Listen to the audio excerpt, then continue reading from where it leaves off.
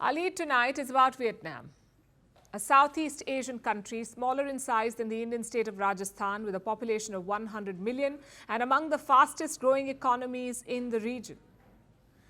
Now, Vietnam is on the global map as a magnet. It is winning over leading investors, securing big deals and big money and attracting the biggest global companies, the likes of Samsung, LG, Foxconn and Apple.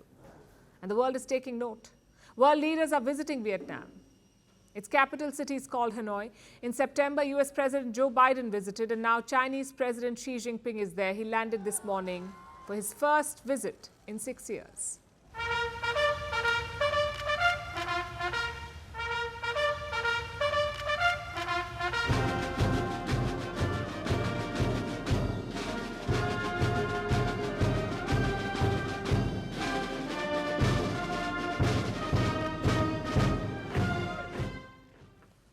The purpose of the visit is strategic and commercial. Xi Jinping wants more synergy with Vietnam. Reports say on day one, he signed 37 agreements with them.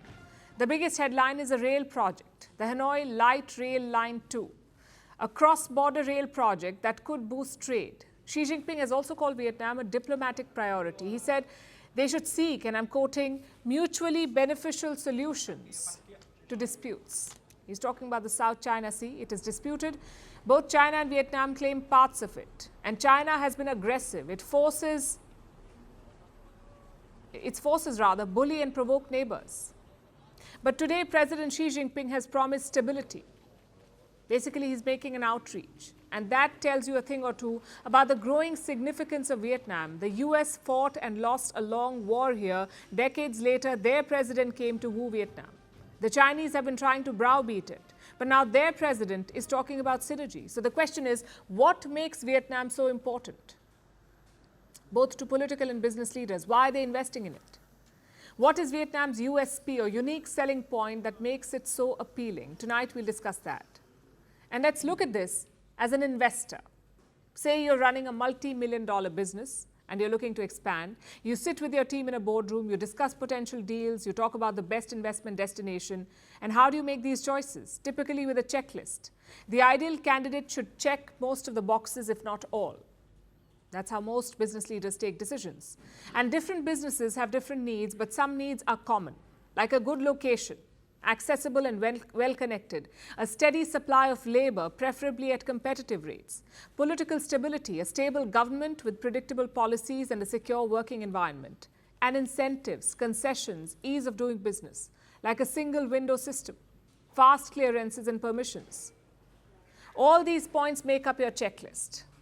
Do you know how many of these boxes Vietnam ticks? Almost all of them. And that is why businesses are rushing to Vietnam. It is well connected and strategically located. Vietnam sits at the crossroads of international trade. Businesses operating from here can access 55 markets around the world, including 15 G20 countries. Plus, they have good infrastructure. One estimate says Vietnam has more than 300 ports and more than 20 airports. Thanks to its location, it has easy access to major economies and markets, countries like China, India, Japan, and South Korea. Ships from Vietnam can access the US too, from the South China Sea and then to the Pacific Ocean. And businesses like this connectivity. What about labor? Workers are widely available and at competitive rates. I have an estimate. In Vietnam, you'll pay almost $3 for 1 hour of work. Compare that to China. The cost is almost double. Chinese laborers charge around $6.5 an hour. So on this front, Vietnam beats China.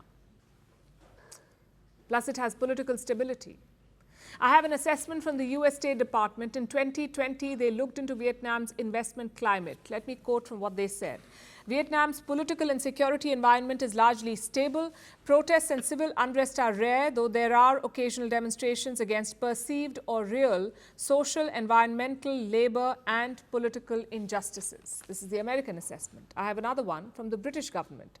This one was published in 2021, and I'm quoting again. Vietnam is one of the most politically stable countries in Southeast Asia. Remember, this is a single-party state. It's a communist country. But it's very different from China. It has none of the policy fluctuations that Xi Jinping likes to spring upon Beijing. In Vietnam, the focus is on enabling growth And the numbers speak for themselves. A Japanese investment bank did a study recently. They looked at 56 companies that left China. Do you know how many of them went to Vietnam out of 56? 26 went to Vietnam, the highest number. What about the rest? Where did the other companies go? 2 of them went to Indonesia, 3 came to India, 8 went to Thailand, and 11 to Taiwan. And now even Chinese suppliers are moving to Vietnam. In the first 50 days of this year, 2023, Chinese suppliers launched 45 projects in Vietnam. These are companies that make a range of goods, from solar panels to electronics, robotics, and home appliances. Plus, foreign investment has shot up here. In 2023, they have received FDI commitments worth over $25 billion, almost 15% more than last year. And the month of October saw a big bump with commitments worth $5.3 billion. Their monthly average is $2.2 billion, so this is more than twice. This country is on the highway to economic growth. Last year, Vietnam saw a growth rate of 8%, the highest in Asia. And now as the world de-risks or decouples from China, it is turning to Vietnam.